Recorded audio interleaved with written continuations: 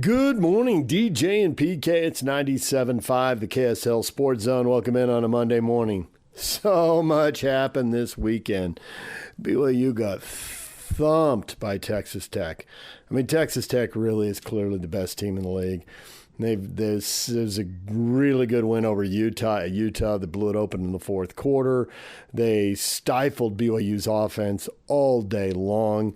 Obviously, that game was at home. They're not playing Cincinnati, but given what Utah did to Cincinnati, it just looks like Texas Tech by a mile in this league. Just by a mile. We'll hear from Kalani Sitake coming up.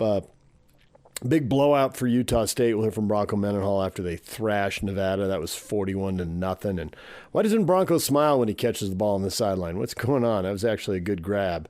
Had the big, heavy winter gloves on, and no problem.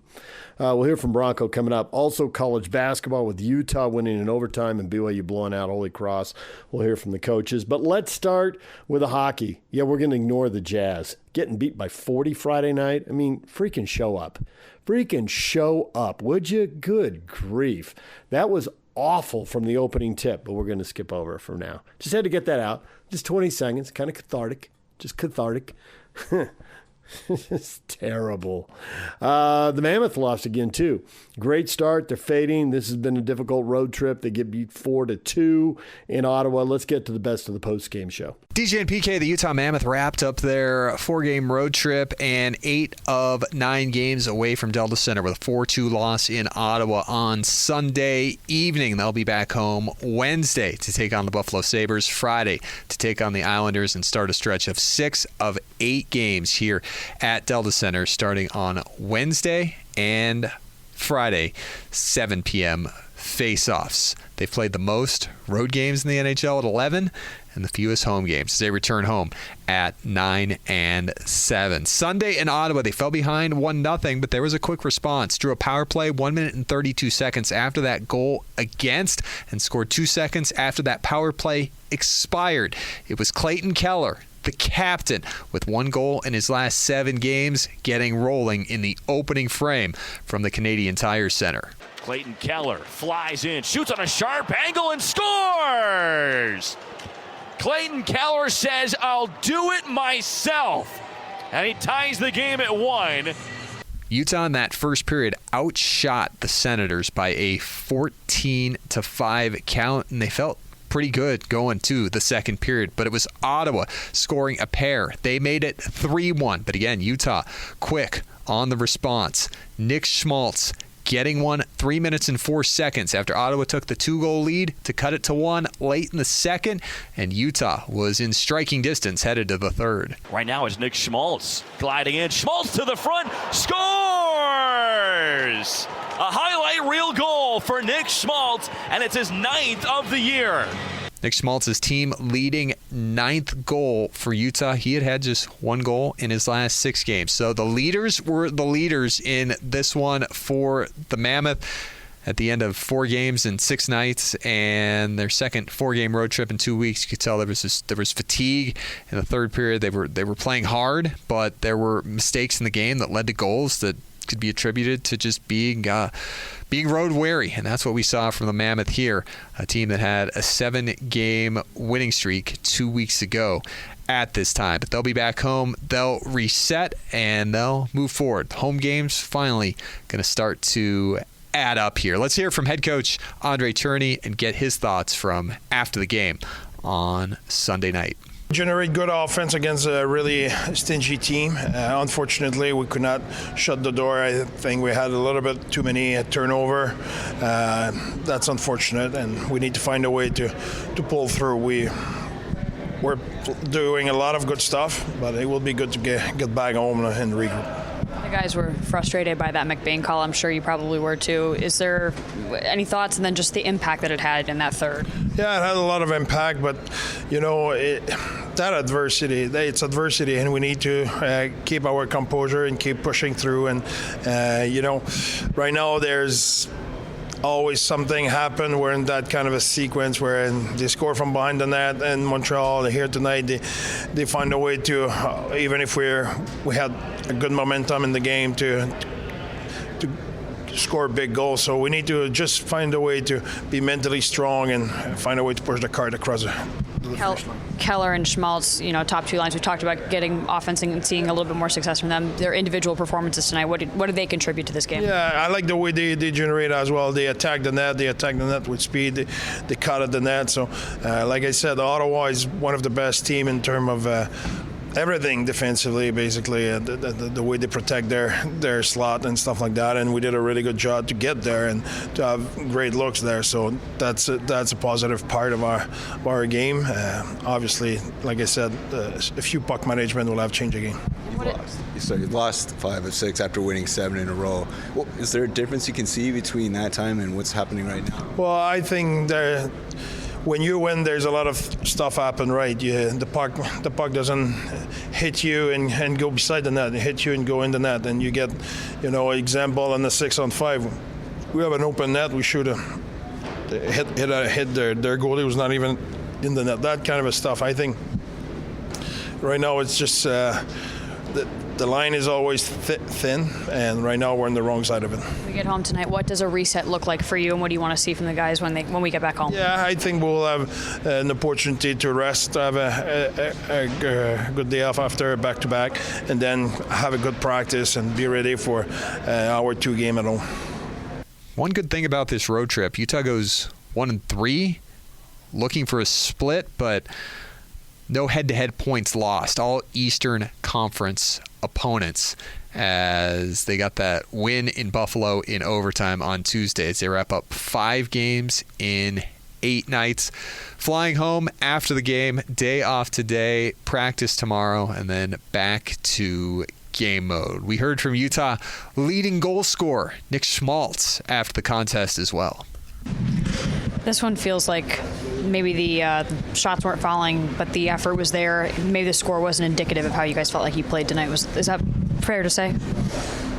Yeah, it's frustrating for sure. I feel like we're, in a good spot after a lot of these games, and just not finding the way to get the crucial goal. I thought we had it was unfortunate. Boehner went out there and got one for us and called it back, and that's just the way it goes sometimes. And it's a tough league. There's a lot of good teams out there, and we got to find a way to get back on track and get on a run here. There's been a lot of talk about getting some generation from the top 2 lines. Obviously, you and Keller got a goal tonight. What did that do early on in the game, especially to pick up momentum? Yeah, I mean, I think you're going to need all 4 lines throughout the season. It's not just relying on first or fourth or whatever line it may be. I think good teams get contributions from everyone. Everyone seems to step up a different night. That's when you're a sign of a good team, and obviously it doesn't really mean anything when we don't win. What do you guys need to do to get back into that win column? You touched on it in your first answer, but what are some of those things you guys want to see out of your group? I think just not getting down on ourselves. I think maybe, when you go through tough stretches and you're not winning games, you seem to, just you get frustrated easier when they score. You don't. We need that drive, that energy. We can come back no matter how many we're down, 1, 2, doesn't matter. We gotta want it. We gotta want the puck. We gotta want to be able to make those plays when it counts. And I feel like a lot of the times when they get one, they get another one, and we got to be able to stop that and turn the momentum back in our favor and just play our game like for a full 60 minutes, because no one can really play with us when we're playing at our best. Some of the changes offensively speaking, just lines and power play and whatnot, do you feel like that's something that's going to have to, chemistry and gel over time, or is this something you guys need to see a little quicker? I don't know. I mean, power play, obviously we gotta get. We only had one look tonight. Got one kind of like 1 second after the power play expired, but we got to generate more off power play. I think that feeds everything. I think when you're scoring the power play, guys get more confidence. Special teams wins a lot of games in this league, so we got to be a difference. The guys that are on it, it's a privilege to be on the power play. We can't take it for granted, and we got to work, and we got to make plays when it counts. So just nothing left in the tank for Utah to finish this road trip.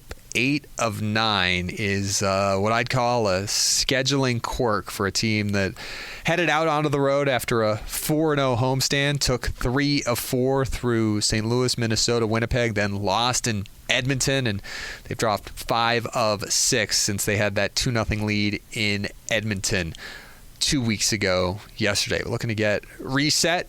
Mike Folta telling us just need a little bit of a tune-up and maybe a little bit of Delta Center. We know they need some Delta Center back with the home energy, sleeping in their own beds.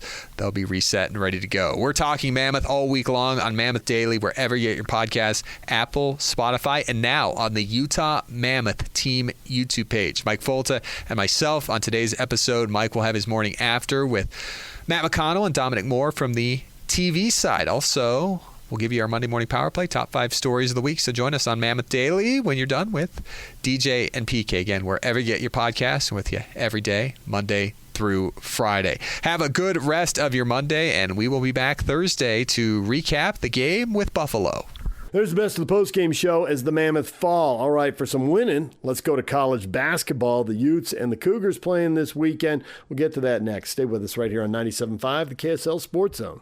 Good morning. It's DJ and PK. It's 97.5, the KSL Sports Zone. A reminder, Ethan Miller with Teton Wealth will be live in studio with Hans and Scotty today to help you with your retirement plan. Tune in or visit retireteton.com. All right, time to hear from Utah basketball coach Alex Jensen. He's willing to schedule in-state games. It got scary. They had to hit a big shot late to get to overtime, and then Utah beats Weber State in overtime. But that was a difficult, high-scoring game. Here is Alex Jensen afterwards. First of all, give Weber State credit. Eric, they were well prepared and did a good job. I think we did a good job responding in the second half, and we found a way to win.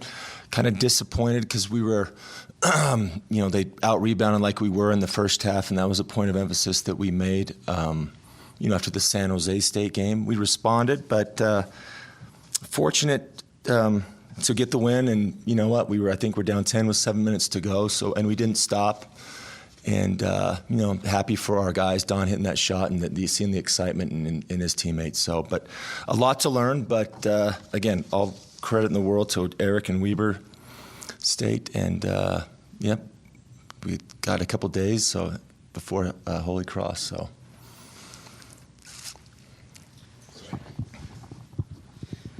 Alex, you talked about that 10-point lead. I mean, what was the message as you were trying to get your team in? I mean, it seemed like every time you had an answer, or every time you got a shot, they had an answer. Kind of walk us through those last few minutes. I think, throughout the game, I think, there's all things as coaches and players we can get better, but I think there's just little mental lapses. I think there was 3 or 4 possessions in the second half where we guarded it well, and then we just, kind of messed up a coverage or something we had gone over in the scout at the end, and they ended up with a 3 or something. It's kind of the message that you got to put together a full possession, a full half.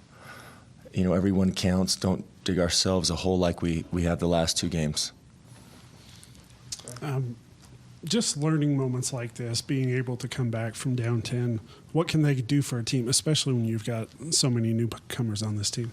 Yeah, that was the question I was asking. I don't know how many of our guys have been in a situation like this before. I mean, before I'll say that the crowd was great and the muss was great again. It's an historic arena, and you get down early. There's a pressure. I don't know how many of our guys have been in a situation like that, but after the game, I talked about the one sequence where I think Keanu was great for us in the second half, like just rebounding, and he had the one possession where he had the 2 offensive rebounds, and the second one was the dunk.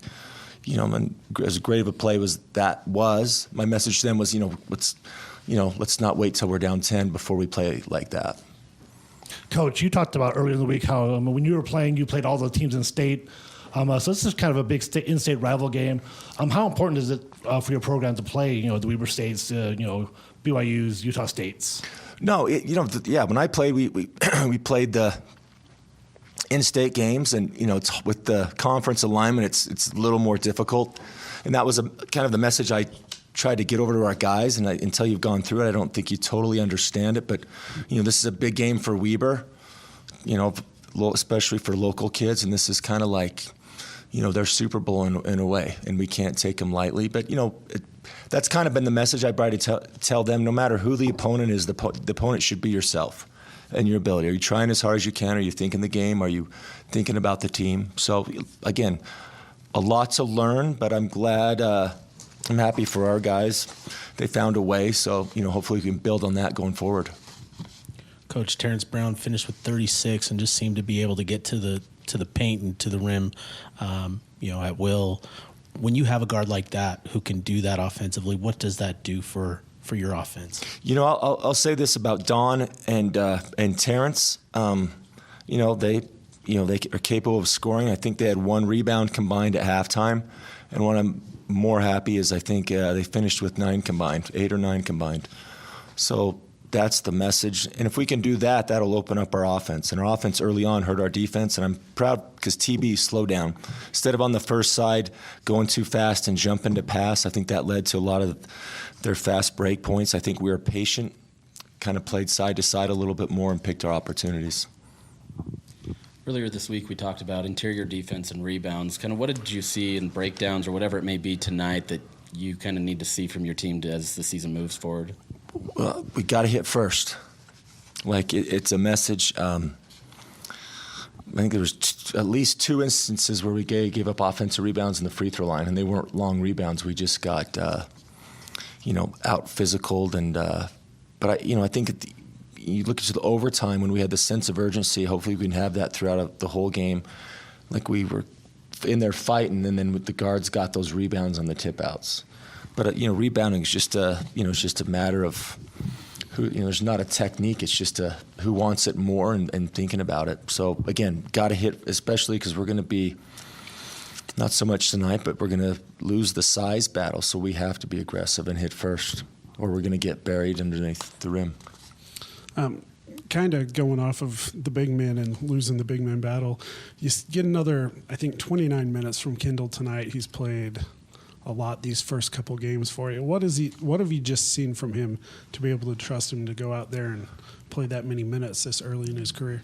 Kendall's been a delight to coach. He does what he tries to do everything you tell him. I think he's improved a lot, and that's something I have to remind myself. With Baba being hurt, Kendall is, like you said, Kendall's playing 20, 30 minutes as a freshman, whereas we were, contemplating maybe redshirting him, but he's really, it's going to be an up and down year. I mean, he's done a hell of a job, and it's going to be a rough year, but I think it'll be good for him. But yeah, I don't think any of us expected that he'd be this far now, but long way to go. On Monday, you talked about having the sort of mindset to just keep coming and keep coming and keep coming, and tonight there was a lot of that in the second half. How much of tonight's performance helps you kind of build that sort of mentality and mindset moving forward? Yeah, and it's there's a flip side to that too, but keep coming, doing the right thing. Don't try to make it happen on the first side. Don't jump to pass, and we'll learn. And again, whether you win or lose, again, I try to make that point to them. You're competing against yourself, and the great thing for me is they kept coming and they did it the right way, and we were fortunate to get the win. The disappointing thing is we get out-rebounded 27-13 in the first half after we talked about it for 5 days. And but it's just a maturity. I don't think it was malicious on our guys' part, but there's a lot to think about. But just get to the basics, and then everything will open up. But again, I think stay together, be positive, and again, I think everybody had a big play there, in our comeback. All right, there's Alex Jensen after the Utes eke out an overtime win at home over Weber State. Now here's Kevin Young after BYU absolutely blows Holy Cross off the floor, as expected at the Marriott Center. Here's the Cougar head coach, Kevin Young. Yeah, it was good, man. Anytime we compete against somebody else at this point of the season, it feels good because it's hard to learn about our group when we're just playing against each other. So I think that's the big takeaway, just trying to learn and see areas that we can improve upon. There was obviously, I think, good things and bad things tonight. I thought our defense was really good, and I thought offensively, we had moments. So with that, I'll open it up. All right, just 1 second. Sorry, I need to start this. I don't want to fire myself for not starting this.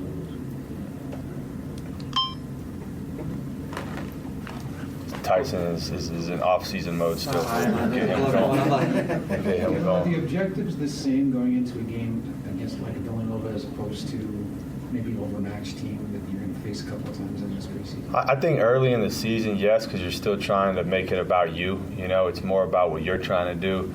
Obviously, when you're going against a team, there's certain things you're trying to take away. But I think on the whole, it's more about us trying to establish the identity of this team, particularly on the defensive end of the floor, which I thought we did a good job in both games of that. What were the goals specifically for tonight's game that you guys accomplished? Yeah, so, Nugent is a really good player. I thought we kind of wiped him out, honestly. I mean, he's a guy that shot 7 threes a game last year at 43%. I mean, that put him in the 90s-some-odd percentile in the country. And so we keyed in on him, not even just to try to make his shots contested, just not even let him get threes off, which we did a good job of. He only got 3 of them off. So there was a couple other game plan specific things I thought we did a good job of, but we've been all over these guys about communicating and talking to each other, and I thought there was a lot of carryover with that. Any concern about offensive rebounds by the other team? You had a little bit of an issue with Villanova. I realized tonight it didn't have any effect on the outcome, but they did have some. Yeah, I mean, yes, definitely. I mean, it's something that we're talking to the coaches about quite a bit. I mean, they missed, 19 threes, so a lot of those are coming off like crazy misses, so there's going to be a lot of opportunity. I'm not smart enough to do the offensive rebounding percentage based on how many misses there was, but it's definitely an area we need to clean up and be better with, as we start playing, more athletic and bigger teams, especially if you forecast to the UConn thing. I mean, that's something that they do, that they do well, so we'll have to get that addressed. Richie got off to a hot start. Do you think it was just him trying to make up for lost time after he was so ill on Monday? I mean, I just think that's who we all know. That's who Richie is. I said to him when we were walking out of the locker room, he looked like himself. And so I think he's been trying to find his footing with these new teammates, and obviously the health going into the last game was not great. So, I honestly have not worried one iota about him. He's a great player, and he's going to be great for us this year. And tonight was definitely I think for me, what I expected him to play like. What's your goal as far as threes go, makes and takes? I think I don't have one because I think it depends on how you're getting guarded. We saw this last year.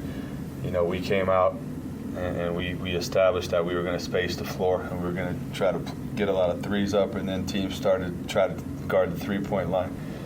And last year, sometimes it was effective because we didn't have that many downhill attackers. This year, you saw it in the Nova game. Watching the film, they're literally face guarding 2 guys at the three-point line while AJ just goes down the middle of the lane and dunks, right? And so I think it's a pick your poison type thing. I think as obviously we're playing a lot of guys right now. I think when our rotation starts to tighten up, we'll have some potent shooting out there combined with the downhill threats of AJ and Rob, and obviously Kava's rim pressure with his rolls and so forth. So I think it's going to be a pick your poison thing, and we'll have to see how teams are trying to guard us.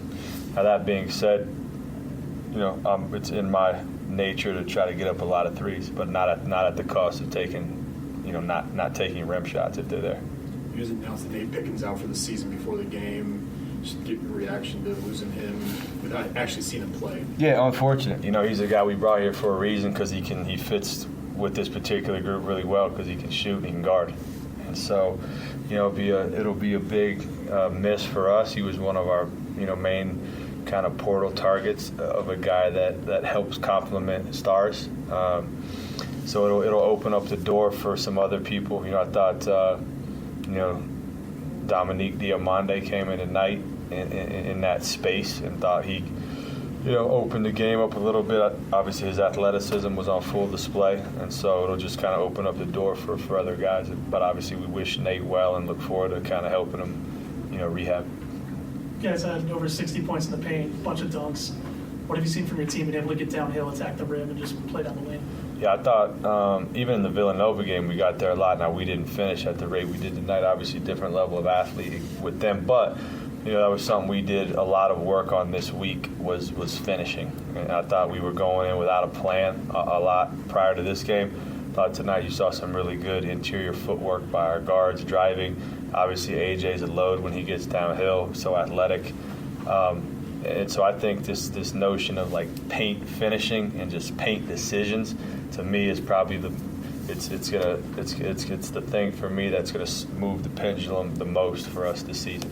If we can figure out how to be great rim finishers and great paint decision makers, we're going to be a really, really good offensive team. If not, we'll be okay because we have talent. But it's really, to me, that's the thing we got to get right more than anything. AJ had a few nice moments handling the ball today. So what's your confidence level with him handling and any playing point forward throughout the season? Extremely high. We constructed this team the way we did for a reason. I've had a lot of success in my career with kind of not worrying about who's the quote-unquote point guard and just giving your most dynamic guys the ball in space and letting them do their thing. And I thought his was on full display at times tonight. And he's gifted, man. I mean, he's really unique. It's hard. You don't find guys with his size and athleticism that can handle like he can. So, I mean, he's talked about a lot for a reason because he's a great player. Last question. The length of this team was really obvious tonight, just getting in passing lanes and causing trouble defensively. What have you seen defensively in that area that stood out to you so far? Yeah, I think it can be suffocating, at times. I thought we forced 15 turnovers. We forced quite a few the other night against Villanova as well. So that's obviously something that was not a strength of ours last year. We definitely wanted to recruit to that a little bit more. And so I think we're going to be able to get a lot more stops and be able to run off of our defense and have some exciting plays in transition like we saw tonight. So excited about what we can do with that moving forward. All right, we have one more from Josh. Sorry, that's my early season one. Come on, Ty. No, I'm joking. How does showcasing AJ Devonta's growth help in recruiting players who want to get to the NBA? Yeah, I mean, I think it's been talked about a lot, led by me. I mean, there's no secret what we're trying to do here as far as get high in talent, help guys get to the NBA. So, Yegor obviously was a poster child of that. And, AJ's the next in line, along with Richie and other guys too, I think, that are on our team that can play in the NBA. So, we had a couple, I don't even know if I can say that. Can I say we had recruits in the building? I'm still learning all the rules. No, you cannot. I cannot. Okay, we didn't. Okay, so forget that. Okay. Anyways, point being is, we use it a lot, I think it's very easy to tell a story to some of the super talented players in high school ranks because it's a proof of concept. It's something you guys heard me go on the it's not hypothetical rant last year. I mean, it really, at this point, it's not with high-end talent. And so I think that really kind of, gives a lot of credibility to, I think, of what we're trying to do here with guys like him. There's BYU basketball coach Kevin Young. We're going to take a break. When we come back, college football. Bronco Mendenhall and the Aggies win big. Kalani, Sitake and the Cougars lose for the first time this year, and it was a dominant performance by Texas Tech. We'll get to that next. Stay with us. Good morning, DJ and PK. It's 97.5 The Zone. Nominate the youth sports volunteer for the Hercules Hero of the Week. Submit your nomination at kslsports.com/contest and listen every Thursday afternoon to JJ and Alex for the winner. Help us celebrate the efforts of those volunteers making an impact with the Hercules Hero of the Week. Sponsored by Hercules First Federal Credit Union and Beehive Meals. All right, time now to hear from the football coaches after this week's games. Obviously, nothing from Kyle Whittingham. The Utes were on a bye. Bronco Mendenhall and the Aggies coming off a bye week. They had last place Nevada, 41-0 at halftime.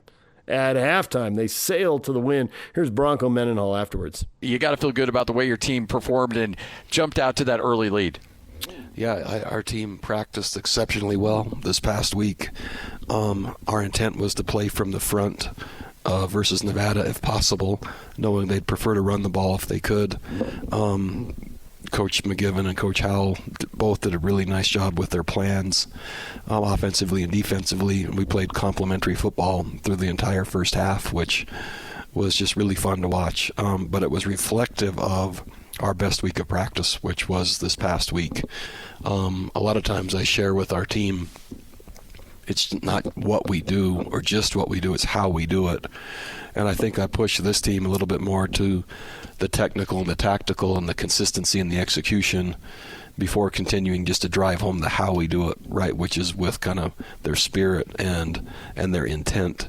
And so I doubled down on that and allowed the coaches to hit the technical and tactical, and so the combination of that, I think, moved the team forward in a way that probably many didn't predict based on how Nevada's season has gone with, one-score games right to the very end. Probably most didn't predict what would happen tonight. Yeah, that's what I was going to ask you, Coach. It was a 3-point game at Fresno. It was a 2-point game at New Mexico. It was very close against Boise State just a couple weeks ago into the fourth quarter. But you guys took control early, and defensively, it looked like you just kind of took the will out of him there in the first half. What was some of the defensive? Was it just pure execution? Was it scheme? Was it a matter of a couple of different things that you tried differently? I noticed that Revan Hamblin kind of came up a little bit more in that kind of middle linebacker position, and you're able to get some pressure on the quarterback. Clearly, there were some things that had been adjusted. There was, and we've had 8 weeks of review. To continue to identify and learn and discover what our team does best. And I think Coach Howell did a really nice job of identifying what we could do, how we could do it, with whom, and when. And then my job as a head coach was just again to bring their intent to life with more energy and mindset. And so the combination of all that, I think, contributed to really just probably the best version of our team that we've seen most of the night. When you went to the locker room, and Scotty asked me, what do you want to see coming out of the locker room to start the second half? And we said we wanted to see a stop and a score, and then you give some other guys an opportunity to go. And that's exactly what happened. And I thought they came out with great intent to start the second half as well. They really did, and just to your point, a stop, a score, or multiple stops and score, we certainly weren't going to be as aggressive with the lead that we had in terms of through the air and maybe putting Bryson at risk. We wanted to play as many players as possible, as soon as possible. Not only will it be great for depth and their development, but just a reward. Our team's worked really hard, and so. It certainly wasn't as clean. However, I would take that trade-off any time with that lead to have that many guys get to play football and to learn and grow. What a treasure just as a coach to be able to see that happen. How hard is that as a player, and I guess as a coach as well, when you've got a big lead and the game really isn't in doubt, but there's still a ton of time left to be played, and you need guys playing hard, or else injuries happen. So how hard is that? It's tough. Because of how much time was remaining and how commanding the lead, right? And so both Coach McGiven and Coach Howell said, Coach, is it okay? We'd like to put some guys in, and my response was, plays anyone you want as soon as you want. And sometimes it doesn't look as clean, right? And sometimes it might affect the statistics, or sometimes it might, I don't know, not look as polished. However, right, these are young men that we really care about. We want them to improve. We want them to play. We want them to grow. And so I thought we did it just about right in terms of how long we played our existing guys and how much and how early we played the rest. And that'll end up paying dividends for everyone, not only each young person that was playing, but for their development in the future of the program.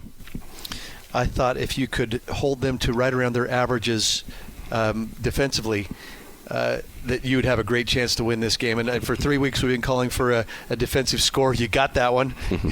We said if you can hold them to under their average or right around their average, 294 yards of total offense, you held them to 242. If you could hold them to their scoring average, 14, you did just that. If you could hold them under 137 yards rushing, you did that. And so I just thought defensively you were in complete control of this game right from the very beginning. I was just really excited. We saw, again, I've alluded to it, it was the best week of practice this team and this defense have had since I've arrived, and just the smiles. The game looked like practice, and that's going to pay dividends because again, there's 3 conference games remaining, and this is a nice launch point and momentum generator for the next one, right? And they're just one at a time, but there's some valuable lessons in this because of the preparation model. How gratifying was it to see Brevin get that pick 6?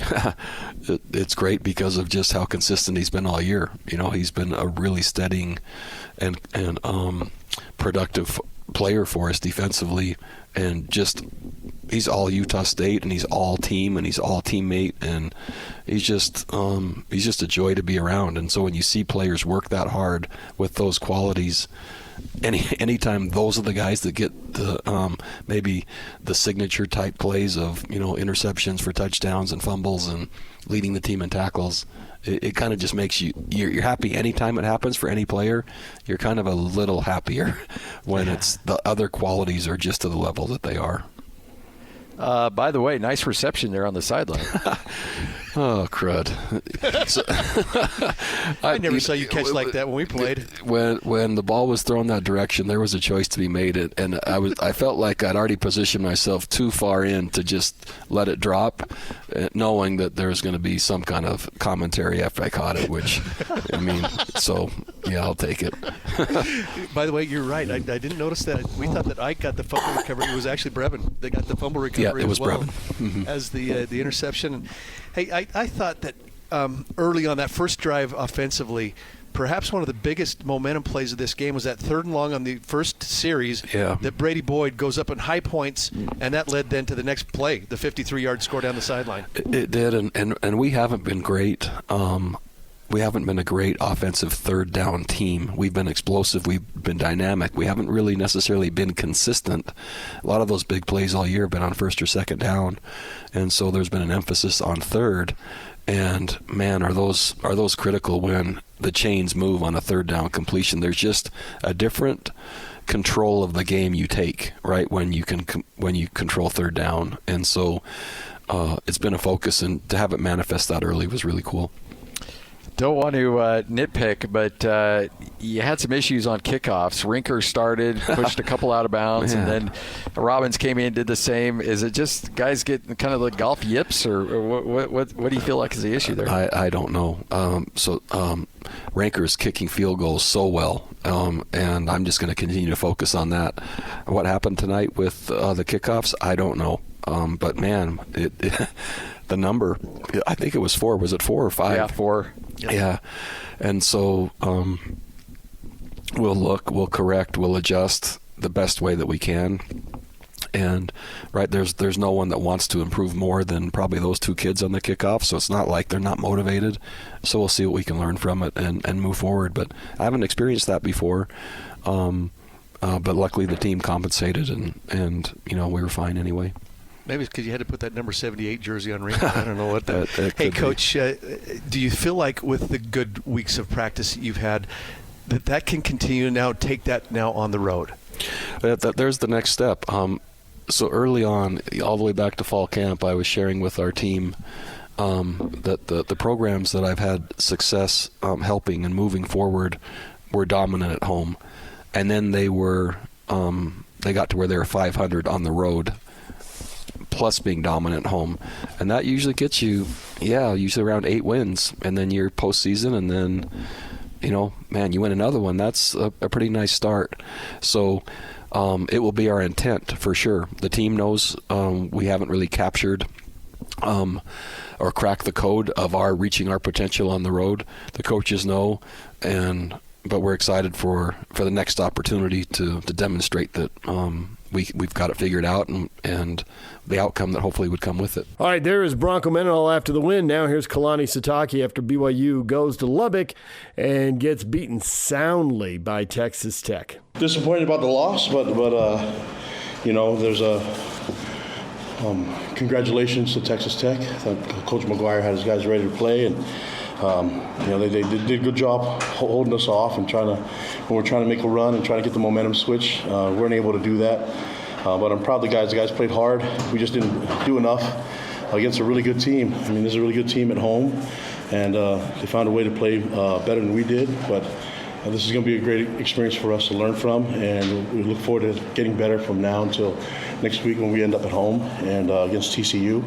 But you have to give them a lot of credit. I thought TCU did a good job and possessed the ball, and made some big plays, especially looking at the big plays that happened on defense. Defensively, we're doing a pretty good job. So the big plays we gave up, a couple passes in the run and a muff punt cost us, I think, 13 points, and so even with that, thought we were able to we were going to respond and come back, make it a game in the second half, and we weren't able to do that because of what Texas Tech was able to do. I mean, they have a really good team, and they're one of the best teams in the country, and this was a good experience for us to go through, and we'll learn from this, and we'll be a better team from it, and make sure that we get better next week and perform better. But it's my job as a head coach to make sure that we're playing at our best. I don't want to say that we didn't play at our best. I just said that Texas Tech made things difficult. A really good team, well coached, and a lot of great players. But we will be back, and we'll find a way to improve and find a way to play better next week. So what questions do you guys have for me? Welcome to some of the struggles in the run game, particularly early on. What was that? Some of the struggles in the run game. Yeah, they're one of the best defenses in the country, and we knew it'd be tough sledding, but they got us behind the chains a little bit, and weren't able to take advantage. I mean, they're really good at taking advantage of third downs, and we weren't able to do it. And then on the other side, we gave up too many big plays on third down. And, the first half was back and forth a little bit, but we gave up 13 points, had a good stop at the end of the half there, and thought we were able to get some momentum. We even started by forcing a punt in the second half, and just weren't able to get the momentum swinging our way. Weren't able to get things going on offense, and that was a struggle. And then special teams wasn't really an advantage for us. I thought they executed their plan, did a great job. And did a great job getting the victory. Congratulations to them. I thought their fans were awesome, were good advantage, and made a lot of noise and made things difficult. But it's all the stuff that we expected. It just didn't work out in our favor. My job as head coach is find out how we can get better from this and make sure that I get the team ready next time. But obviously the players work hard. I just got to get them ready and make sure that we perform next time. Only 10 carries for LJ. Was that by design, or was he not healthy enough to get more? Well, I think, at the beginning, we were trying to get some I think he can carry the ball more, but we're trying to work him into it. We knew that he wouldn't be able to be full strength, but we needed him in some fashion, and we were able to get some yardage at the beginning. We just got to keep plugging away. You have to give them credit. They were committed to stopping the run, and then in the pass game, we weren't able to make things happen enough, and the turnovers were an issue. I mean, we had the muff punt and the interception and the fumble was a lateral play, so that doesn't help you either. And just really couldn't get things generated, couldn't get any momentum, any positive things going on the offensive side. But we just keep working. You have to give credit to Texas Tech and what they're able to do. I can't sit there and say, we didn't do this, didn't do that. So that's a really good team and tough team. All we have to do is learn from it. It was a tough experience, but it'll be a great learning experience for all of us. How concerned are you with the slow starts?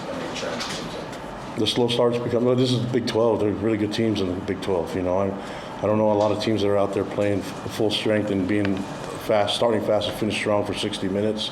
We might have played one of those teams that did that. So we got to keep working. I mean, it's not like we can just. We're going against really good teams, guys, and this is a difficult place to play.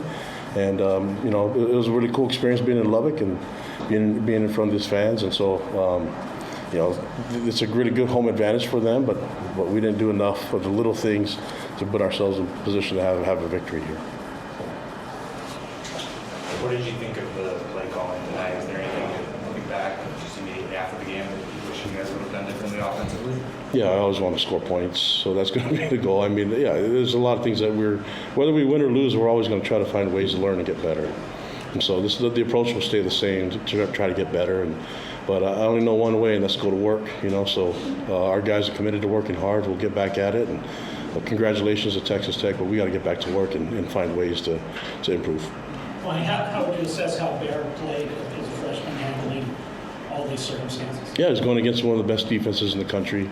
And I think they made things difficult for him. But, we can't just blame it on one guy. You've got to see what the other 10 guys are doing on the field. And then didn't really give much compliment on special teams and defense to helping him with short fields and things like that. And so there's a lot of things that go into play here. But I appreciate Bear's attitude and his willingness to learn. We've talked about how he wants to get better. And so this is a great moment for him to get better between now and next week. And we're still in a position where because we worked hard and had some success early in the year that we can. I mean, that's not our best ball. I don't think it's our best ball, and we can play better than that. So I need to make sure I get these guys ready for the next time. What were the issues with special teams? Did they allow miscues in the first half in particular?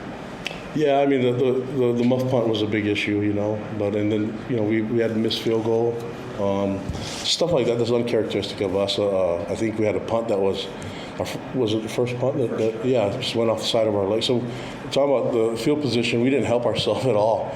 So we didn't help Bear. We didn't help the offense. The three phases didn't complement each other.